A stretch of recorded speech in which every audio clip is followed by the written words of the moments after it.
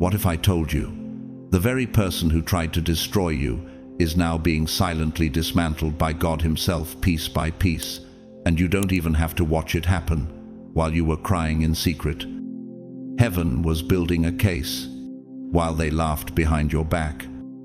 God was drafting their judgment, and now without warning, the gavel is coming down. They thought they broke you. They thought walking away without apology meant they got away with it. But what they never saw coming was that your silence became your weapon, and your surrender gave God full permission to step in and do what no human revenge ever could. This isn't vengeance, it's divine justice, executed with precision. If your spirit is already shaking because you know this word is for you, type 777" the comments as a bold prophetic sign that you're letting heaven handle it. And to every chosen one who's been pouring back into this space through Super, thanks, I see you. I honor you. And I thank you. Your support is building a prophetic altar of truth, healing, and supernatural clarity. Now listen closely, because what God is doing to the one who hurt you isn't petty, it's prophetic punishment. And in just a moment, I'll reveal exactly how this divine turnaround is already unfolding behind the veil. He's not ignoring what happened to you, he's making it echo.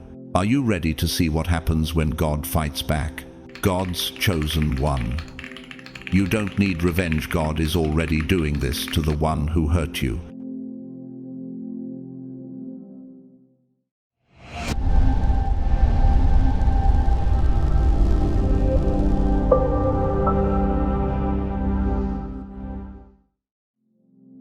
There's a divine law written not just on tablets of stone, but etched into the very fabric of the universe. What you sow, you will surely reap.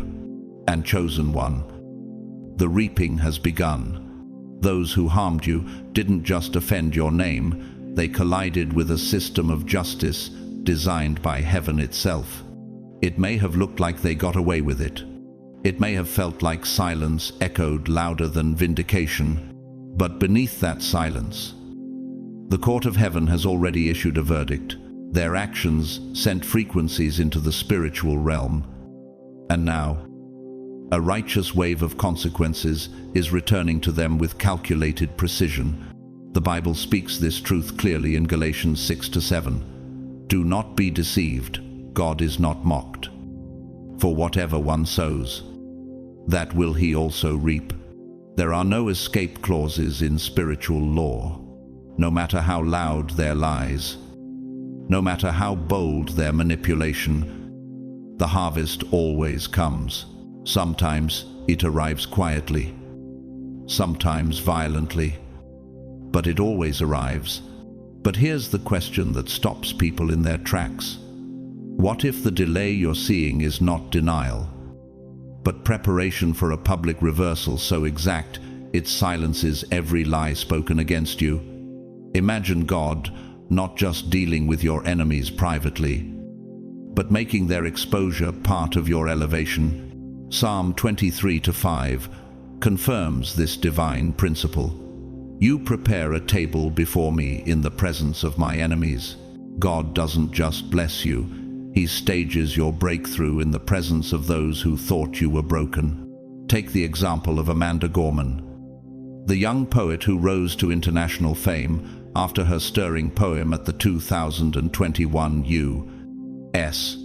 Presidential Inauguration. At one point, she was followed and harassed by a security guard who claimed she didn't look like she lived in her own building. Instead of retaliating, Amanda responded with grace, tweeting, "This is the reality of black girls. One day you're called an icon. The next day, a threat. That day, the world saw her dignity." And her story became a spotlight on racial profiling.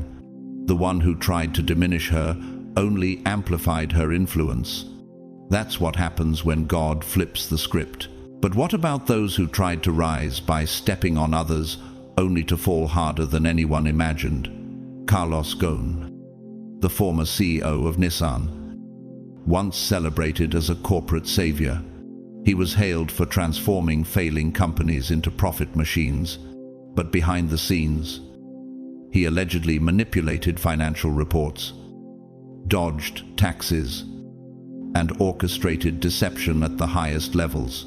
His fall was cinematic: arrested in Japan, smuggled out in a musical instrument case, now living in exile and disgrace. The higher he climbed without integrity, the harder he fell under judgment. Even empires collapse when their foundation is deceit. God is not mocked, and his justice is never late. It's layered. Romans 12:19 echoes this with a thunderous truth. Beloved, never avenge yourselves, but leave it to the wrath of God.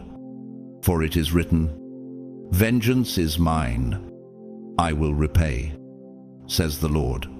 You don't need revenge when you walk in alignment. Divine retaliation is far more accurate than emotional reaction. And here's another question that may resonate deep within you. What if the very pain they caused you is the portal God used to unlock your elevation? Remember Joseph, betrayed by his brothers, sold into slavery, falsely accused, imprisoned, yet in Genesis 50:20, he declares, "You intended to harm me, but God intended it for good to accomplish what is now being done, the saving of many lives." What they meant to destroy you actually positioned you. You are walking proof that pain does not have the final say, purpose does. So when betrayal shows up dressed in charisma and opposition arrives through familiar faces, don't lose your peace. You are not defenseless, you are divinely surrounded. Isaiah 54:17 is not just poetic, it's prophetic. No weapon formed against you shall prosper, and every tongue which rises against you in judgment you shall condemn. Their schemes may have formed, but they will not flourish, because the blessing on your life has already sentenced their plans to failure. And here's one last truth that many ignore. What if heaven is using your restraint as the courtroom evidence that proves your spiritual maturity and exposes their immaturity? Sometimes, the loudest verdict is the one where you say nothing, when you choose silence over scandal, obedience over outrage. Heaven records it, and hell recoils. Chosen one. Don't waste your energy plotting revenge. Heaven is already executing justice on your behalf. What was whispered about you in secret is being countered by divine thunder. Rise, keep your hands clean and your focus forward. Your vindication will speak louder than their betrayal ever did. And when the smoke clears, you won't just survive, you'll shine. Get ready to walk into rooms their lies tried to lock you out of. Your rise is already in motion. Focus on you, not in selfishness, but in sacred alignment. You've been summoned into a divine process that doesn't just grow you. It reveals you. You are not behind. You are not lost. You are becoming. This isn't random. This is a holy recalibration. Your path has been personally tailored by the Creator to strip away illusion, silence noise, and awaken the deep fire within. What you're carrying is not ordinary, it is encoded with divine frequency. But here's the question that stops many in their tracks. Why is it that the closer you get to clarity, the louder the distractions seem to get? That's no coincidence. The warfare intensifies as your perception sharpens. The resistance rises when your roots go deeper. Hebrews 12:1 reminds us, "Let us throw off everything that hinders and the sin that so easily entangles, and let us run with perseverance the race marked out for us." The distractions aren't random. They're specifically designed to drain your focus, to slow your forward momentum. But your mission is too sacred to be interrupted. You're not just moving forward, you're moving upward. like the spiral growth of a sunflower that twists toward light, regardless of how many clouds pass by. In nature, we see this pattern called heliotropism, where even young plants bend persistently toward the sun. Your spirit is doing the same, and while others may bend toward drama or shadows, you're leaning into illumination. That's why you feel different, because you are. Psalm 37:23 declares, "The steps of a good man are ordered by the Lord, and he delights in his way." Each obstacle isn't meant to break you, it's permission to rise. Even your failures, even your missteps, were woven into a divine syllabus designed to strengthen your spiritual muscle and elevate your discernment. Just like how volcanic ash enriches the soil after a fiery eruption, what once burned, you may actually become the foundation of your bloom. And now you're beginning to see it, aren't you? That every painful moment was part of your preparation, not your punishment. The very things that seemed like setbacks were actually secret upgrades. James 1:2-4 instructs us to consider it pure joy whenever you face trials of many kinds, because the testing of your faith produces perseverance. You are being sculpted into someone who can carry weight without collapse, truth without trembling, and fire without fear. And here's another soul-stirring question. Could it be that your reaction to adversity is the very evidence heaven uses to determine your readiness for greater influence? Imagine if each time you resisted retaliation, refused to engage the petty, and chose peace over performance. Heaven recorded that moment as proof of your maturity. That's why your restraint is sacred. It is not weakness, it's wisdom. One of the most haunting lines from the French Christian film Of Gods and Men, Des Hommes et des Dieux, whispers this truth. I was not afraid of death. I was afraid of what would die in me before death. This echoes the cry of many chosen ones. What if the real tragedy is not the loss, but what you allow to harden in you because of it? But not you. You're choosing peace. You're choosing elevation. You're choosing to stay soft in a world that's tried to make you bitter. Isaiah 26:3 promises this. You will keep in perfect peace those whose minds are steadfast, because they trust in you. And that's what you're doing, walking with a mind stayed on God, with eyes fixed on destiny. Every distraction is losing its grip. Every delay is becoming divine training. And every hardship is shaping you into a force darkness can't touch. The eagle knows when to stop flapping and start soaring. It senses the shift in wind patterns and locks its wings. You, chosen one, are in that phase. No more striving to prove, no more reacting to noise. You're rising with stillness, held up not by effort, but by divine wind. Now is the time to walk with sacred confidence. Don't shrink back. Don't descend to the chaos that tried to pull you out of purpose. Stay aligned, stay sharp, and stay in motion. You are not just surviving, you are ascending. You are on a mission to make the unseen visible, the broken healed, and the impossible real. Rise now, because what's ahead needs the healed, focused version of you. Do you ever feel like unseen forces are working overtime just to pull you down, as if the brighter your spirit shines, the darker the shadows around you become? This isn't your imagination. For those carrying divine purpose, your spiritual light doesn't just illuminate your path, it exposes the darkness in others. And that exposure often provokes resistance. John 1:5 says, "The light shines in the darkness, and the darkness has not overcome it." But make no mistake, darkness will try. It's a tragic irony. Those with the clearest intentions, the most vibrant dreams, and the most humble hearts often become magnets for opposition, not because of who they harmed, but because of who they are becoming. It begs a deeper question. Could your spiritual acceleration be the very thing agitating environments that were built to remain stagnant? And if so, what does that say about your assignment? In spiritual warfare, there's a lesser discussed frequency clash, a kind of vibrational dissonance.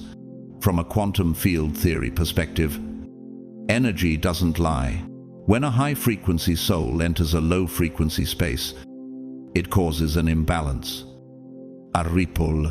That's why spiritual people often experience tension in rooms that appear calm. Your presence disrupts entropy. Your energy rebukes decay.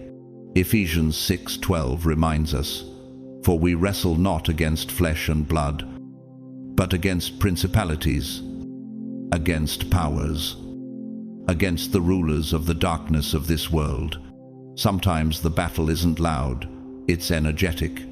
It's not about what's said, but what's felt. And the Jezebel spirit, in particular, operates subtly. Disguised in familiarity, it often doesn't come through strangers, but through those with proximity, co-workers, relatives, or long-time acquaintances who feel threatened by the authority you carry. Even if you've never spoken a word, in psychological terms, this is often referred to as narcissistic supply disruption. When someone who feeds off control or attention encounters someone who thrives independently, they lash out not because of what you've done, but because of what you mirror. You remind them of the freedom they refuse to claim. And thus, hostility erupts not from your actions, but from your very existence. The Bible gives us a sobering parallel in 1 Kings 19, where Jezebel sent a death threat to Elijah, not after he failed, but after he succeeded. After calling down fire from heaven and proving God's power, Elijah should have been celebrated. Instead, he was hunted. Why? Because true power, when unveiled, triggers fear. In counterfight systems, your success in the spirit will often provoke war in the natural world. In your workplace, where professionalism should reign, you may notice resistance for simply being consistent. Even in your home, where love should dwell, there may be silent attacks on your peace. Matthew 10:36 foretells it plainly. A man's enemies will be the members of his own household, not because you're cursed, but because you're called, and your calling disrupts everything around you that refuses to evolve. The case of Sophie Scholl, a young German university student and member of the White Rose resistance movement during the Nazi regime. She wasn't armed with weapons, only truth, courage, and leaflets exposing the horrors of fascism. Arrested for distributing anti-Nazi literature, she faced trial and execution at just 21 years old. Yet in her final moments, she stood unwavering, declaring, "Such a fine, sunny day, and I have to go. But what does my death matter? If through us, thousands of people are awakened and stirred to action." The regime silenced her voice, but they could not kill her conviction. Her quiet defiance became immortal. What she whispered in secret is now echoed across generations. Her stillness did what shouting never could. It planted seeds of awakening in a time of mass blindness. Which brings us to a deeper question. Could your current warfare be a sign not of failure, but of heaven's trust in your resilience? If you weren't equipped to handle it, you wouldn't be facing it. Heaven doesn't waste trials on the unprepared. You were built to carry this weight. You were chosen to carry this light. You are not under attack because you're weak. You are targeted because you are rising. But no matter how fierce the resistance, no spirit, no whisper, no plot can extinguish what God has ignited in you. Rise above the noise. Walk in your authority. Remain anchored in your assignment. Because what's on you is bigger than what's against you. And the very resistance you feel now is proof you're walking in power. There's a force that doesn't just dislike your light, it actively seeks to dim it. This force, ancient and persistent, specializes in discouragement. It whispers in the quiet hours. It surrounds you with chaos, hoping you'll forget who you are. But here's the divine reversal. The pressure you're under isn't proof of your failure, it's evidence of your calling. The very attacks you face are a confirmation that you're disrupting something dark with something divine. Isaiah 41:10 assures us, "Do not fear, for I am with you. Do not be dismayed, for I am your God." You're not walking into battle alone.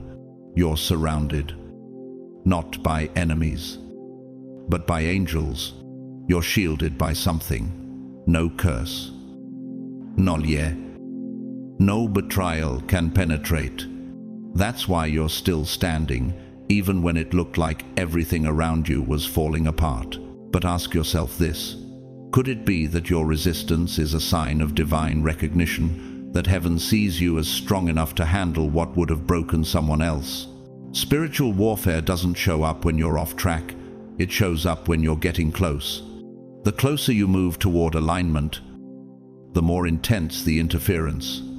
It can come from familiar places, in forms that once felt safe relationships, careers, even old versions of yourself. But don't be fooled. Psalm 34:19 says, "Many are the afflictions of the righteous, but the Lord delivers him out of them all." Not some of them, all of them. There comes a sacred moment when you decide to walk away from what's hurting you, not out of anger but clarity. When you step out of the job that constantly drains you, when you leave the relationship that confuses your spirit, when you finally say no to the cycles that delayed your growth, something supernatural happens. You're not just making room, you're declaring to the universe that you are ready to rise.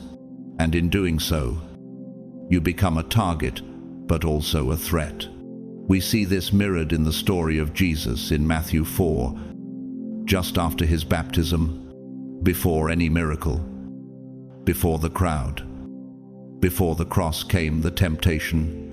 Satan didn't attack Jesus in weakness, but right after heaven declared him beloved. Why? Because identity always draws interference. But Jesus didn't waver. He resisted. And because he did, the enemy fled. That same tension plays out in the modern world. A powerful example is Erin Gruwell, the American teacher and author who transformed the lives of inner-city students in Long Beach by believing in their potential when no one else did. Her unorthodox teaching style met enormous resistance from her superiors, and she was nearly fired for refusing to lower expectations. Yet her perseverance birthed the Freedom Writers, a group of students who overcame racism, violence, and poverty and became published authors. Erin didn't run from the pressure.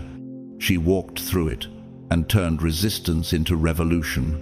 But not everyone facing moral tension chooses the path of righteousness. One cautionary example is Carlos Menem, the former president of Argentina, introduced as a charismatic reformer. Menem promised hope and recovery during a time of national crisis. But beneath his charm lay corruption, including illegal arms deals, bribery, and suppression of truth. Years later, he was convicted, disgraced, and sentenced, his legacy permanently tainted. His desire for unchecked power drowned out the voice of conscience, and what began as a promise ended in public ruin. That's why this moment you're in matters so much. Could the discomfort you're feeling be the final push before your breakthrough? Could this very season of rejection, of loss, of conflict be God's way of pruning you for greater capacity? John 15:2 says, "Every branch that does bear fruit he prunes, that it may bear more fruit." The separation you chose wasn't abandonment, it was alignment. So when you choose to walk away from what dishonors your calling, you're not running, you're returning. Returning to your identity. Returning to the path God marked out for you before the foundation of the world. Romans 8:28 assures us, all things work together for good for those who love God and are called according to His purpose. Evan, you were never called to shrink. You were called to shake systems. Every attack you've survived was proof of your endurance. And every step forward is a declaration that you are still chosen. Now, rise boldly, fully, and without apology. The attacks didn't break you, they confirmed you. What you've walked away from is nothing compared to what heaven is walking you into. It can be one of the most painful awakenings, the moment you realize that not everyone who walked with you was walking for you. Their words may have sounded supportive, their smiles may have seemed genuine, but the energy beneath it told a different story. And the hardest part, these aren't always strangers. Sometimes it's the people you once trusted, prayed with, or even defended. Psalm 41:9 captures this grief perfectly. Even my close friend, someone I trusted, one who shared my bread, has turned against me. But even in that betrayal, a gift is hidden. When you see the truth of someone's spirit, especially when it contradicts what you hoped for, you are not losing peace, you are gaining clarity. It begs the question, could your current heartbreak be heaven's way of freeing you from false alliances that would have fractured your future? It's not just a loss, it's a divine filter. In nature, we find a similar pattern in the life of a caribou. During migration, a caribou herd will shed weaker members who can't handle the changing terrain. It's not cruelty, it's survival. The ones who cannot adapt to the elevation shift simply cannot go the distance. And so too in your life. Elevation will always provoke separation. As your purpose sharpens, your circle will shift. This is what the spiritual path requires, not just faith in God, but faith in His process of revealing. These revelations may feel brutal, especially when they come from people you once called family, but they are sacred. Romans 16:17 warns us, watch out for those who cause divisions and put obstacles in your way that are contrary to the teaching you have learned. Keep away from them. Sometimes, walking away isn't bitterness, it's obedience. Here's another question to reflect on. What if their betrayal is the confirmation that you've outgrown the version of you they were comfortable with? The moment you stopped playing small, you became a mirror they couldn't handle. Their discomfort isn't your condemnation, it's their conviction. You've become a walking contradiction to the roles they expected you to stay in. Jesus faced this disillusionment in John 6. After performing miracles and teaching truth, many of His followers turned away, saying, "This is a hard teaching. Who can accept it?" And just like that, they walked. Not because He failed, but because He was too real for their religion. His light made them choose. And this brings us to a tender, soul-stirring truth. Could your isolation be your invitation into alignment? Because when people leave, truth enters. When facades fall, foundation forms. When fake voices fade, God's voice becomes thunderously clear. This very theme is explored in the Italian Christian film Il Vangelo secondo Matteo, The Gospel according to Matthew, 1964, by Pier Paolo Pasolini. In one powerful scene, Jesus turns to His disciples and says, "Whoever loves father or mother more than me is not worthy of me." The scene lingers on the faces of those struggling to let go. The cost of truth is often personal, but so is its reward. Proverbs 13:20 says, "Walk with the wise and become wise." For a companion of fools suffers harm, as painful as it is. Separation is sometimes salvation. When God removes people from your life, He is also removing the blockages to your next breakthrough. Like a tree shedding dead branches in spring, your soul is making room for a richer harvest. There is no shame in pruning. John 15:2 says, He cuts off every branch in me that bears no fruit. This isn't rejection. It's refined. It's not the end. It's alignment. So rise up, not bitter, but better. Let the scales fall from your eyes. Let the false voices fade. What you've just lost cannot compare to what you're about to gain. The people who walked away were never your foundation. God is. And those who remain, they are the ones destined to walk with you through the next glory. This clarity is not your curse. It's your crown. Now rise into it. There is an unspoken law woven into the very code of creation. Everything eventually returns to balance. Every word spoken in deception, every act rooted in malice, every betrayal done in silence, none of it escapes divine accounting. But while the world shouts for revenge, heaven whispers something higher. Release. Not because you're weak, but because you're aligned with something far more powerful than retaliation. Ecclesiastes 3:1 reminds us, to everything there is a season, and a time to every purpose under heaven. The ones who wounded you will meet their own mirror in due time. That's not your burden to carry. Your task is to release and rise. What if the heaviness you feel isn't from what was done to you, but from what you haven't yet released? Carrying old bitterness is like trying to walk across a glass bridge with bricks in your backpack. Every step becomes harder, not because the path is fragile, but because you're overloaded. The emotional physics of resentment is simple. It weighs more than you think, and it distorts your ability to perceive the blessings already in front of you. When you choose to let go, something miraculous happens. Not only do you lighten emotionally, but spiritually, you become more buoyant. Isaiah 43:18-19 echoes this. Forget the former things. Do not dwell on the past. See, I am doing a new thing. Release creates room. Forgiveness frees frequency. Joy begins to return. Not because circumstances shift, but because your soul is no longer chained to what was. This concept has been explored in frequency resonance theory, a branch of quantum science that shows how certain frequencies repel or attract depending on what they're exposed to. Emotion functions the same way.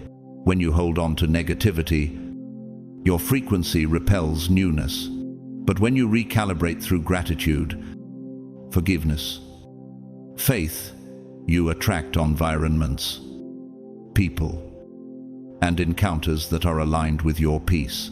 Philippians 4:8 instructs us clearly, whatever is true, whatever is noble, think on these things. Could the reason you're still stuck in that old cycle be because your heart is still tethered to people God already removed from your equation? The math of spiritual alignment is precise. Addition can't happen until subtraction completes. Holding on to old ties blocks what was meant to arrive next. A powerful example comes from the life of Shireen Ebadi, the first female judge in Iran and a Nobel Peace Prize winner. After the Islamic Revolution, she was demoted, silenced, and targeted, but she refused to become bitter. Instead of seeking revenge, she turned her attention to human rights, eventually establishing groundbreaking legal reforms under impossible conditions. Her resilience wasn't loud, it was lawful. She once said, "The rights of women and children are the cornerstone of peace," and through her peace, she shifted policy. The same principle is reflected in Romans 12:21. Do not be overcome by evil, but overcome evil with good. The higher you climb spiritually, the more silent your warfare becomes. You begin to realize that letting go isn't passive, it's prophetic. It's not about forgetting what happened, it's about refusing to be controlled by it. In architecture, there's a term called tensile integrity, used to describe structures that hold tension in perfect balance, using both push and pull forces to remain stable. That's what your soul is doing now. God is building in you an inner architecture where joy and pain, past and promise, are not fighting each other but supporting you simultaneously. It's not the absence of pressure that makes you strong, it's your ability to stay centered in it. What would your life feel like if your spirit finally matched the freedom God has already released over your future? You don't have to stay in bondage to what tried to break you. You are not defined by the hands that dropped you, but by the one who still carries you. Psalm 30:5 promises this: "Weeping may endure for a night, but joy comes in the morning." Morning isn't a time, it's a decision. The moment you release what was, you step into what is. Now is your moment. The chains of bitterness have no legal claim over your next chapter. You've mourned, you've wrestled, you've endured, but now it's time to rise. Release the dead weight. Walk forward in lightness. Let joy return, not as a feeling, but as a frequency, because when your spirit is free, your future is unstoppable. Change is holy, but it often feels lonely. When you begin shifting your life, healing from what broke you, or daring to dream bigger than your surroundings, don't be surprised if the very people closest to you respond with silence, sarcasm, or suspicion. Sometimes the absence of applause is not about your failure, but about their fear of losing the version of you that made them comfortable. Luke 4:24 reminds us, "Truly I tell you," Jesus continued, "no prophet is accepted in his hometown. Even the Son of God faced rejection from those who knew his name, but not his purpose." And yet, there's a strange beauty in divine alignment. The support you longed for from the familiar may arrive through the unexpected. A stranger's comment, a distant friend's message, a quiet supporter in the crowd. Have you ever wondered why encouragement often comes from those who owe you nothing and silence from those who should cheer the loudest? It's because spiritual promotion exposes spiritual posture. Some people were never clapping for you. They were clapping for the version of you that didn't make them question their own comfort. In such moments, you are called to choose obedience over validation. Letting go of outdated expectations is part of embracing the mission ahead. 2 Corinthians 5:17 declares, "Therefore, if anyone is in Christ, the new creation has come, the old has gone. The new is here." When you release the old, you are not betraying your past, you are honoring your future. An inspiring real-life example of this is Zanele Muholi, a South African visual activist and photographer whose deeply vulnerable portraits document the lives of Black LGBTQ+ individuals, initially dismissed by critics and even shunned by parts of her own community. Muholi didn't wait for validation. She kept creating. Over time, her voice didn't just echo through galleries. It reshaped how society viewed both art and activism. She once said, "I want to rewrite a Black, queer and transvisual history of South Africa for the world to know of our existence." What began as resistance became redefinition. But not everyone rises from opposition with grace. For contrast, look at Samuel Bankman-Fried, once hailed as the cryptocurrency prodigy and founder of FTX, praised as a visionary and even called the next Warren Buffett. SBF presented an image of altruism and innovation, but behind the scenes, Reckless mismanagement and deception brought his empire crashing down. Billions vanished.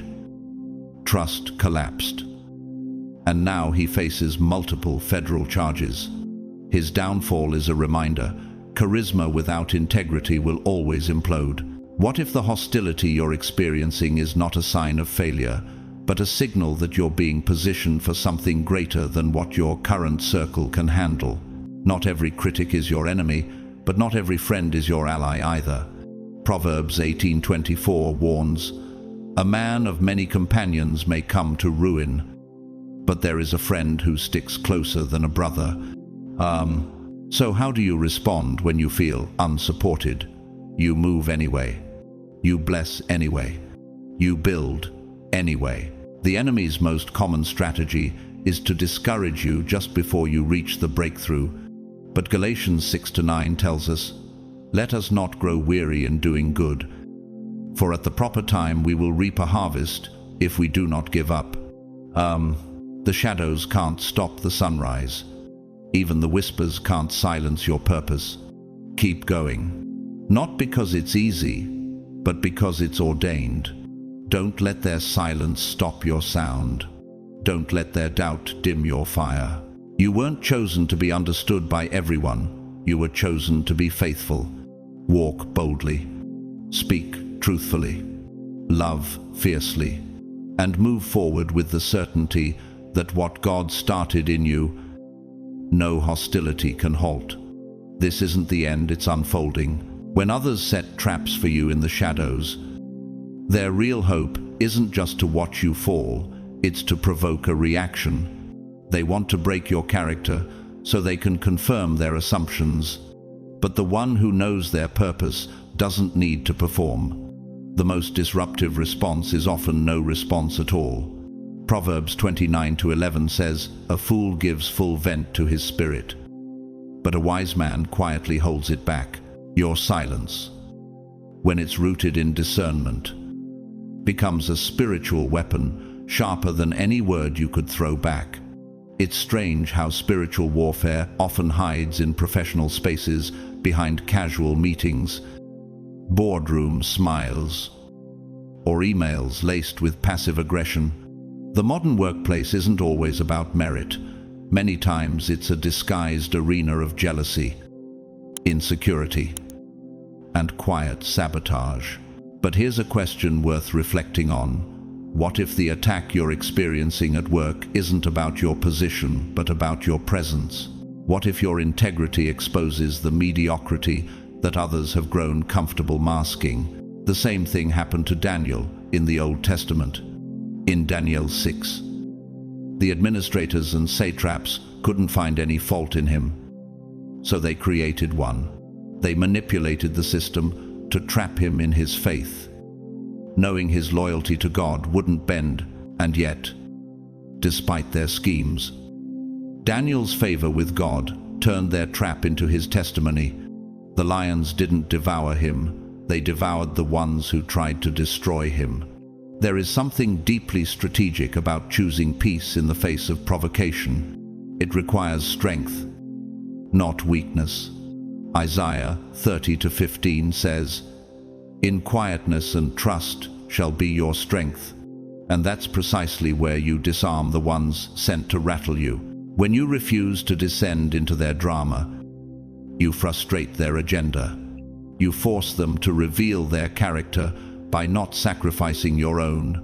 Nature teaches us this same principle through the poison dart frog. Despite its small size and bright color, it doesn't need to chase, bark, or growl. Its mere presence, silently and confidently carried, warns predators, "Don't try it." The warning isn't loud. It's lethal in its stillness. So it is with you. Your light doesn't need defense. It carries divine consequence. And yet, many wonder, why doesn't God just remove the hostile people immediately? But the truth is, sometimes He lets them build their own trap long enough to fall in it themselves. Psalm 7:15-16 confirms this. "He who digs a hole and scoops it out falls into the pit he has made. The trouble he causes recoils on himself. And a line from the 1986 Polish Christian film Przyjaciel Wesołego Diabła, The Cheerful Devil's Friend, echoes this idea. He who dances with shadows will eventually forget how to stand in the light. The ones orchestrating your downfall are exhausting themselves, not you. And the longer you stay in peace, the more clearly their own actions unravel. Romans 8:31 reminds us, if God is for us, who can be against us? You are not walking through your challenges unguarded. Heaven sees, heaven intervenes, heaven keeps the record. What if the very battle they initiated becomes the stage God uses to elevate you beyond what you even imagined? What if the trap was just the setup for your promotion? You don't have to fight dirty when you're walking with clean hands. Keep your posture. Keep your peace. Keep showing up on purpose. Your stillness is sacred. Your dignity is disruptive. And your silence, it is thunder in the realm of the Spirit. Let God handle what your words can't, because you're not just surviving this, you're being set apart by it. Now rise. When negativity surrounds you like static in the atmosphere, your greatest weapon is focus.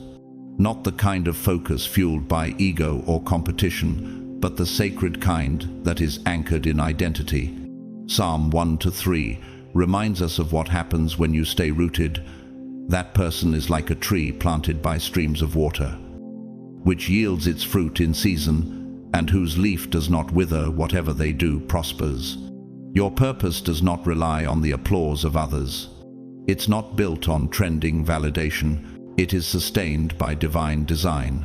Still, let's be honest. Have you ever found yourself wondering why you show up for others, but when you need help, the room empties? You're the one who stays late, who steps in when no one volunteers, who carries burdens, not your own. But the moment your soul requires support, silence greets you. That silence is not punishment, it is refinement. It is the pressure that produces power. In 2 Corinthians 12-9, the Apostle Paul testifies, "But he said to me, 'My grace is sufficient for you, for my power is made perfect in weakness.'" Sometimes, God removes human support, so you will lean into divine supply. Sometimes, the absence of appreciation is the architecture of ascension. When applause goes silent, purpose grows loud. And here's a deeper question. Could it be that God has intentionally designed this difficult path to train your spiritual endurance? Not because he wants you to suffer, but because he is preparing you to sustain greater influence later. The pain has purpose. It's your proving ground. From a neuroscientific perspective, this is mirrored in the concept of neuroplastic adaptation.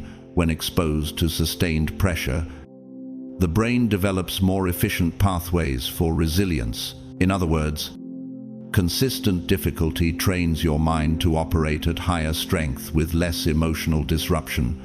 Likewise, your soul is being rewired to endure storms without losing clarity. The workplace, for many, becomes a testing arena, not because of the tasks, but because of the tension.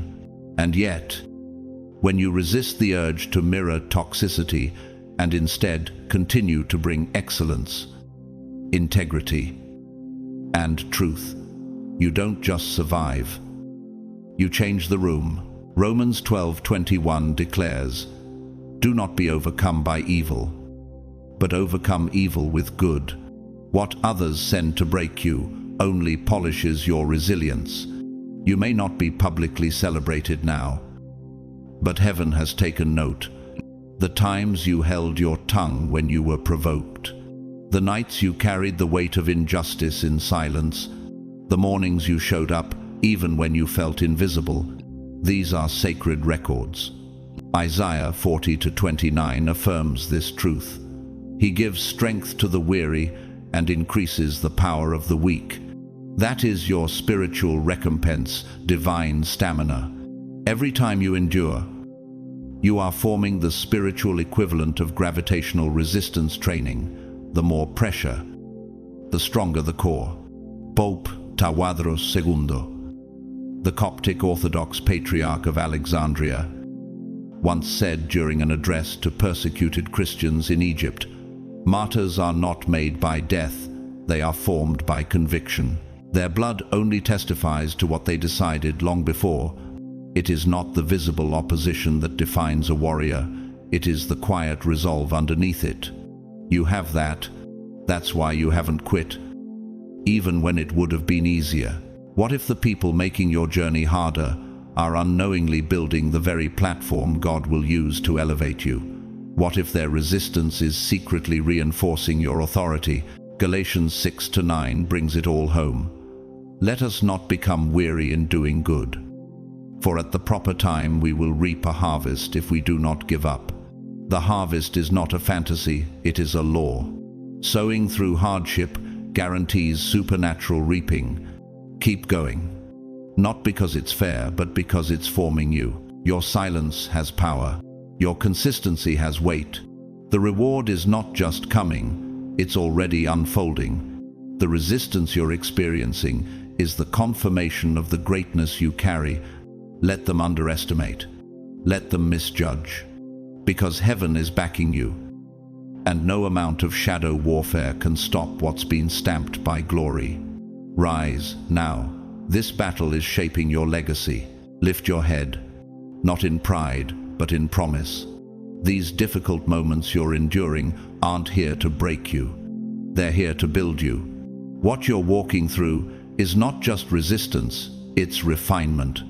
Isaiah 43:2 assures us, "When you pass through the waters, I will be with you, and through the rivers, they shall not overwhelm you."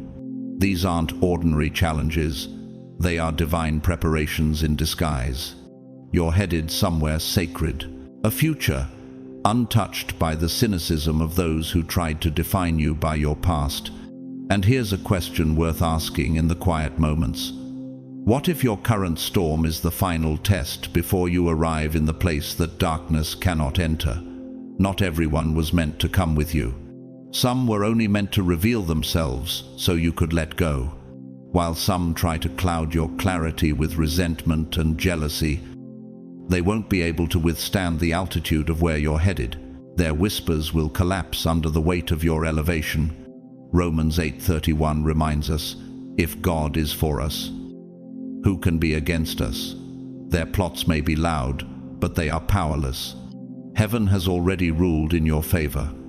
An example of resilience in the face of dismissal is Tabitha Coffey, a renowned hairdresser, author, and businesswoman.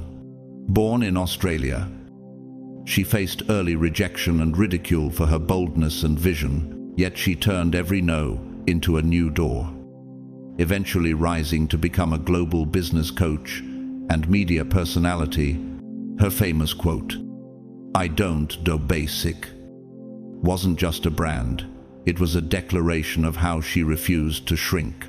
She is proof that resilience, when fueled by purpose, outlives rejection.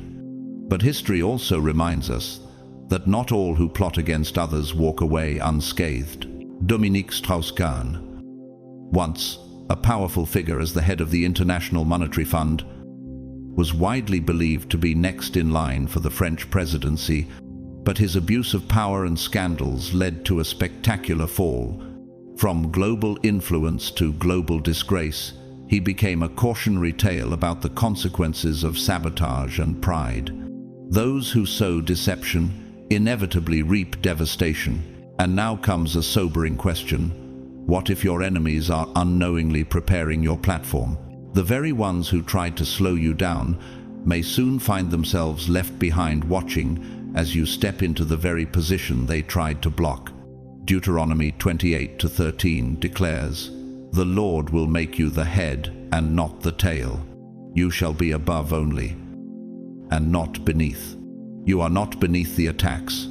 You are above them. And that is why they're failing. Yes. The challenges you face at work, in life, even within yourself, are heavy. You've given more than most see. You've stayed when others left. You've led in silence. And yet, it can often feel like your efforts vanish unnoticed. But that invisibility is a spiritual disguise. Matthew Kusi, Nelia promises, your Father, who sees in secret, will reward you openly. What was once hidden will soon be honored. What if every betrayal was heaven's training ground to strengthen your leadership before others saw it? Every obstacle has been equipping you. Every sabotage attempt has sharpened your discernment. Every closed door has redirected you to something bigger. You are being formed for more than success. You're being shaped for legacy. Stand firm. Let them misunderstand you. Let them underestimate you. But don't let them stop you. You are not walking alone. You are walking covered. The fire they started around you will not burn you. It will forge you. And when it's done, you won't just walk out. You'll walk up. So arise now. This is your proving ground. And you are heaven's answer to the very warfare meant to silence you. In the midst of confusion, betrayal, and heaviness, there is a divine stillness that surrounds you, a quiet reminder that God is not distant. He is watching. He is tracking your steps, your silence, your tears, your triumphs, and His encouragement whispers louder than the chaos that tries to distract you. Psalm 121:8 reminds us, the Lord will watch over your coming and going, both now and forevermore. You are not walking alone. You are being covered by eternal eyes. Yet we live in a time where arguments spark faster than reflection, where reactions are mistaken for strength, and where negativity waits like a shadow at the door of every new morning. What if the true test isn't about how loudly you defend yourself, but how quietly you keep moving forward without losing your light? The chosen ones are not loud warriors. They are luminous ones, refusing to be dimmed by darkness. Choosing peace in today's world is a sacred rebellion. When negativity rises and your emotions are stirred, the spiritual temptation is to retaliate. But Romans 12:17 says, do not repay anyone evil for evil. Be careful to do what is right in the eyes of everyone.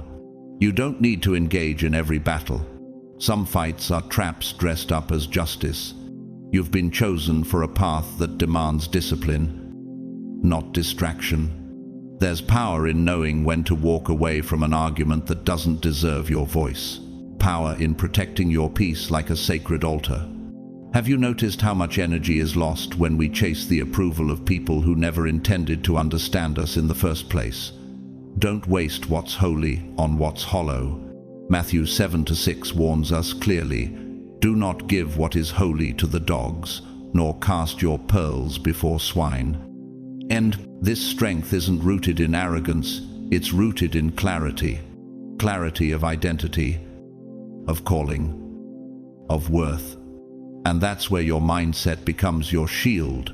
Starting your day with positive intention is not a trend, it's a spiritual discipline. It's you declaring to the atmosphere, I know who I am, I know who holds my future, and I will not be moved. We see this truth mirrored in the natural world. Take the redwood tree, for example. Despite its towering height, its roots are surprisingly shallow. What keeps it standing through violent storms is the way its roots intertwine underground with other redwoods. They support each other in hidden silence. That's how the chosen endure, not because they are loud, but because they are deeply connected to something higher and unseen. Cinema has captured this quiet strength.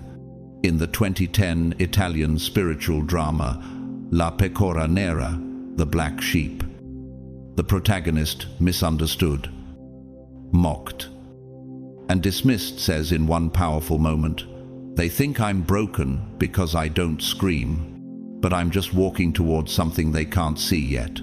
That is your energy. Quiet, focused, anointed. Could the inner warfare you're fighting be the final resistance before you break into unshakable peace? Not because the chaos will disappear, but because your inner world will no longer answer its call. Isaiah 26:3 promises this: "You will keep in perfect peace those whose minds are steadfast, because they trust in you." Your steadfastness is your sanctuary. And that's why toxic voices will begin to lose their power, not because they've gone quiet, but because you no longer respond. Those who have wronged you, dismissed your worth, or mocked your progress, they are no longer your assignment. Exodus 14:14 tells us, "The Lord will fight for you. You need only to be still." Divine justice moves without announcement. While you heal, heaven handles what you've released. Now is the time to reclaim your energy. You were not called to fight small battles. You were called to carry great light. Start each day with focus. Walk each step with peace. And guard your spirit like treasure. Let God deal with the shadows. You rise in brilliance. You rise with clarity. And you rise untouched. Your inner strength is more than just emotional willpower. It is sacred architecture, designed by heaven to carry weight that others can't even perceive. And this strength, when protected and directed properly, doesn't just shield you, it guides you. Guides you out of toxic cycles, away from shallow distractions, and toward a life not just of survival, but of divine fulfillment. Psalm 18:32 declares, "It is God who arms me with strength and keeps my way secure." That is your assurance. You are being held, not by emotions, but by purpose. But how many mornings have you awakened with intention only to have it hijacked by a text, a tone, or a conversation that pulled you out of alignment before the day even began? Could it be that the first 10 minutes of your morning are setting the tone for your entire spiritual frequency? In neuroscience, this is tied to prefrontal priming, the early activation of your brain's decision-making center. What you allow into your awareness first shapes everything that follows. Protect that gate. Guard that moment. It's not small, it's a spiritual strategy. Proverbs 4:23 tells us, above all else, guard your heart, for everything you do flows from it. That includes the small, seemingly insignificant intrusions, the sarcastic message, the draining call, the news alert dripping with fear. They aren't harmless. They're access points. When you remove these subtle saboteurs from your space, you are not being rude, you are being rooted. What would your week look like if you refused to start a single day in reaction mode and instead chose to respond from revelation? You are not obligated to allow chaos into your clarity. You have the authority to choose joy, to build mental boundaries, and to enforce peace. Romans 12:2 commands, "Do not conform to the pattern of this world, but be transformed by the renewing of your mind." That renewal is not a one-time event. It's a discipline, a mindset, a decision to reframe every toxic intrusion as a redirection back to what actually matters.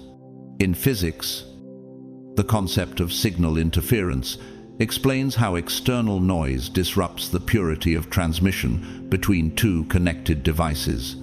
Your spirit works the same way.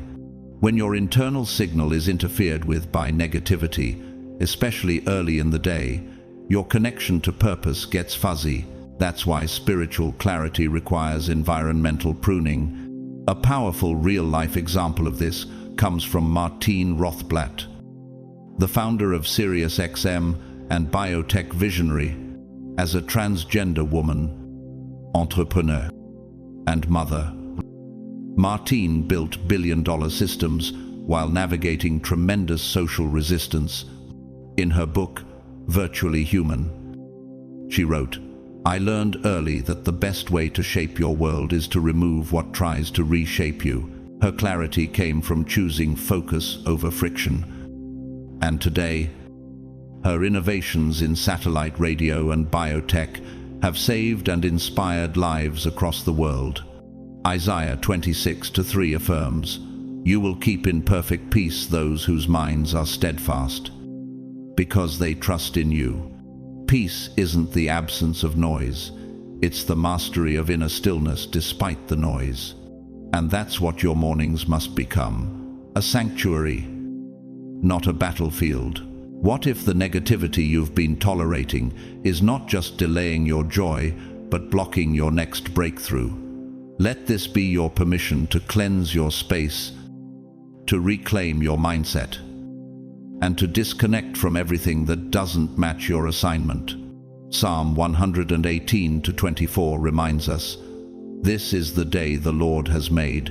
Let us rejoice and be glad in it." But rejoicing isn't passive, it's protected. Start every day with intention, not invitation. You don't owe your energy to anyone who doesn't honor your presence. Your mornings matter, your mind matters, and your mission is too powerful to be polluted by passive intrusions. From today forward, start from stillness. Choose clarity over chaos. Delete what dims you. Bless what builds you. And walk in the peace that was purchased for you. This is not just another day, it's your divine moment. Rise and take authority over it. You don't have to walk this road alone. There is divine wisdom in seeking out people and environments that refill your spirit instead of draining it. When you surround yourself with supportive communities and engage in activities that bring peace, you are not indulging in escape, you are investing in your endurance. Ecclesiastes 4:9-10 reminds us, "Two are better than one, if either of them falls down. One can help the other up." You weren't created to carry everything by yourself. Even resilience needs rest. What would change in your life if you stopped trying to be strong alone and instead chose to be strong together? Your strength doesn't diminish when shared, it multiplies. Encouragement isn't a luxury, it's spiritual oxygen. Your circle matters, and your atmosphere is sacred. That's why investing in a nurturing environment is not optional for the called, it is essential. Proverbs 20:17 says, "As iron sharpens iron, so one person sharpens another." The right people will speak life into you when you forget your voice. The right activities, whether it's walking in nature, journaling, worship, or simply resting, reconnect you with the frequency of heaven. These moments realign your focus, recalibrate your heart, and reignite your hope. Could it be that your constant exhaustion isn't from doing too much, but from pouring into places that were never meant to hold your anointing? The right community doesn't just make you feel good, it calls you higher. They remind you of who you are when the world tries to make you forget. A powerful real-life example is Jason Reynolds, a best-selling author and poet who was rejected by the traditional literary system for years because his stories didn't fit a mold. But instead of quitting, he found strength in youth communities, spoken word poetry, and grassroots gatherings. His words, once ignored, are now reshaping classrooms, reaching millions, and lifting young black voices. He said in an interview, "I write books because I know how it feels to be invisible, and I want kids to feel seen." That is the fruit of staying rooted in supportive soil. In contrast, Elizabeth Holmes, once hailed as a revolutionary tech genius and CEO of Theranos, presents a cautionary tale.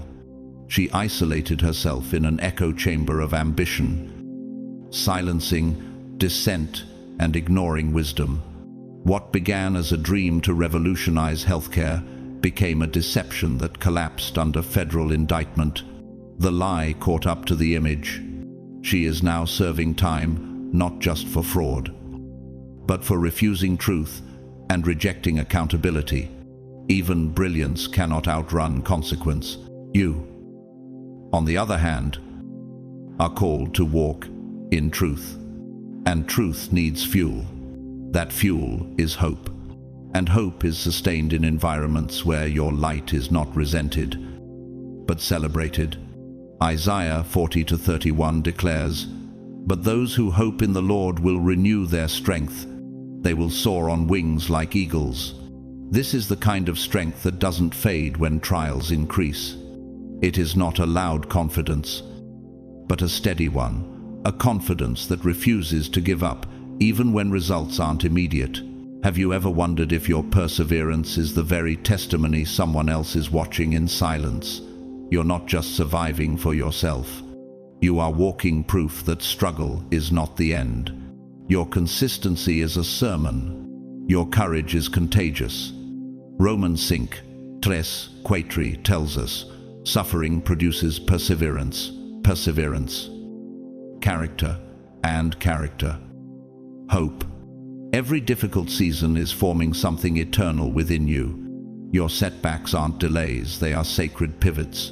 What feels like a dead end may actually be a redirection into your next breakthrough. So rise, not just with strength, but with strategy. Stay close to those who water your soul. Speak to your days with bold intention. And if the path gets steep, don't question your calling. Just realign your support. You are not behind. You are being built. And soon, the very areas of your struggle will become stages of your influence. Keep walking. Keep rising. The harvest is closer than you think. There are mornings when the weight of yesterday tries to follow you into the light of today. When you wake up with sorrow still sitting on your chest, it can feel like your spirit is trying to swim through concrete. But even in that struggle, there is grace. Lamentations 3:23 whispers a powerful truth. His mercies are new every morning. Great is your faithfulness. Every sunrise is heaven's declaration that your story is not over. And yet, how often do we hold on to disappointment as if it will one day transform into validation? What if clinging to yesterday's rejection is what's blinding you from seeing today's opportunity? The people who failed to see your worth didn't misjudge your value. They misjudged their own vision. Their blindness doesn't define your brilliance. There is a holy orchestration behind the scenes that most will never see. A divine intelligence that is protecting you from partnerships, paths, and people who would have sabotaged your growth. Psalm 91:11 assures us, "For he will command his angels concerning you to guard you in all your ways." You may not always feel it, but you are being covered. If you are in the midst of a spiritual awakening where your emotions are more sensitive, your discernment sharper, and your appetite for peace deeper, then know this: you are not going backward, you are evolving. And evolution often comes with loneliness before alignment. Can it be that your current discomfort is not punishment but preparation? That the discomfort is heaven dislodging you from what's too small for your calling? In the wild, the blue morpho butterfly, one of the largest in the world, must survive predators by using its wings not just for flight, but for camouflage. The outer brown of the wings hides it in the shadows, while the inside glows with iridescent blue. It only reveals its beauty mid-flight. Likewise, your full glory may only be visible once you stop hiding in survival mode and dare to fly forward. This idea is echoed in the 2017 French-Belgian Christian film L'Apparition, where a war reporter investigates a Marian apparition. In one profound moment, the young visionary says, "When everything in the world tries to distract me, it is silence that brings the truth back." In your spiritual journey, Noise is not your teacher. Stillness is. Silence is where justice is being formed. Faith doesn't always roar. Sometimes it simply stays still. Romans 8:28 proclaims, "And we know that in all things God works for the good of those who love him." Even the betrayal, even the heartbreak, even the silence, it's all being stitched into something redemptive. But that doesn't mean the pain isn't real. Sometimes the hardest part is resisting the temptation to spiral into extremes between hope and despair, confidence and self-doubt.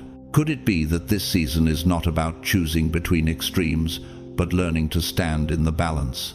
Strength isn't always aggressive. Sometimes it's gentle endurance. Isaiah 40:29 tells us, "He gives strength to the weary and increases the power of the weak." That means your weakness is not a disqualification, it's an invitation. You don't have to fake strength to receive help. You just need to be real enough to admit you're growing through something. And as you grow, be mindful of your company. Not everyone deserves access to your evolving spirit. Negativity is contagious. Pessimism distorts perspective like a smudge on a window. It doesn't change the view. It only blocks your clarity. Surround yourself with people who fan your faith, not your fear.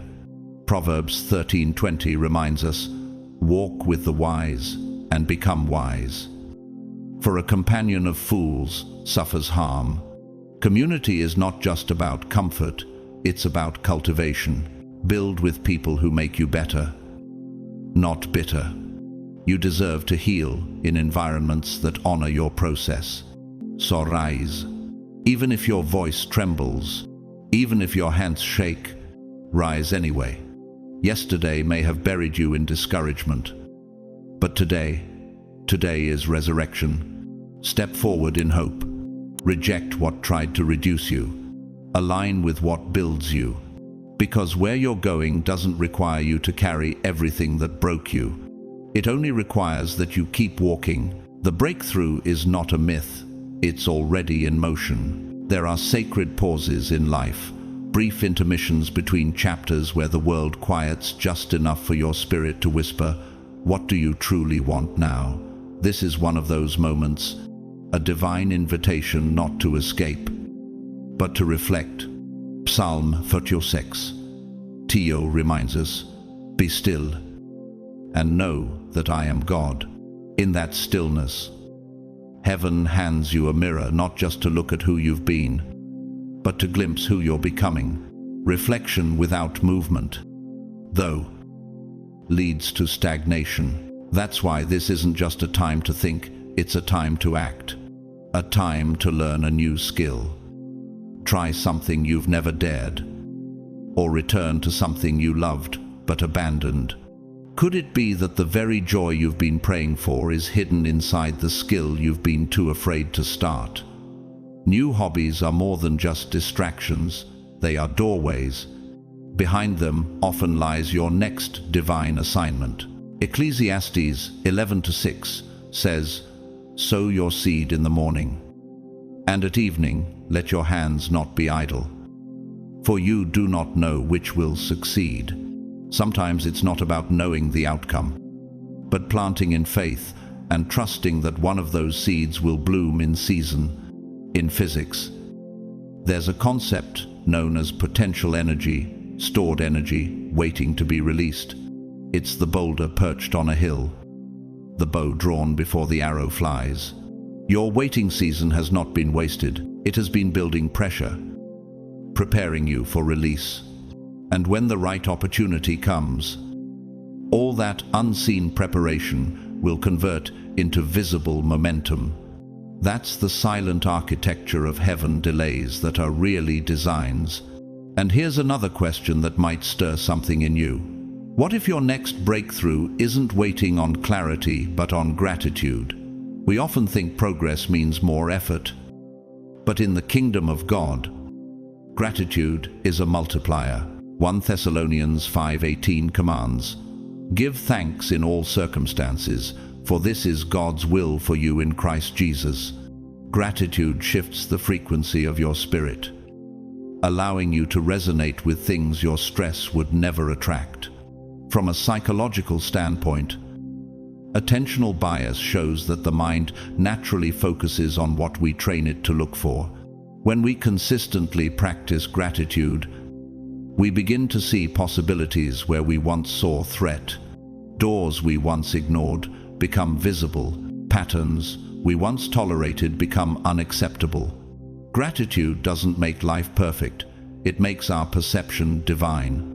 One real-life example comes from Maya Penn, a young entrepreneur, animator, and environmental activist.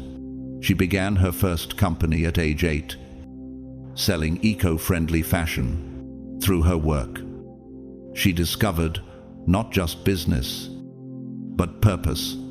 Maya once said, "Gratitude turns what you have into enough, and then enough becomes more than you imagined."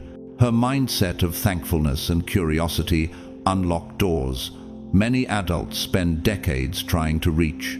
James 1:17 affirms, "Every good and perfect gift is from above." That includes the small steps, the quiet mornings, the hobbies that seem insignificant. They are all divine brushstrokes on the canvas of your calling. The world is heavy with noise, cynicism, and fear, but your steady, hopeful posture is a protest against the chaos. Could it be that your simple commitment to remain positive in a cynical world is already changing the atmosphere around you? Proverbs 17:22 declares, "A cheerful heart is good medicine." When you live with light in your spirit, you don't just carry peace, you release it. There is a universal resonance that responds to hope, not false hope, but grounded, daily hope. When you commit to spreading love, striving for excellence, and honoring each day with presence, you align yourself with that divine current. So rise with gratitude in your bones and courage in your breath. Start again.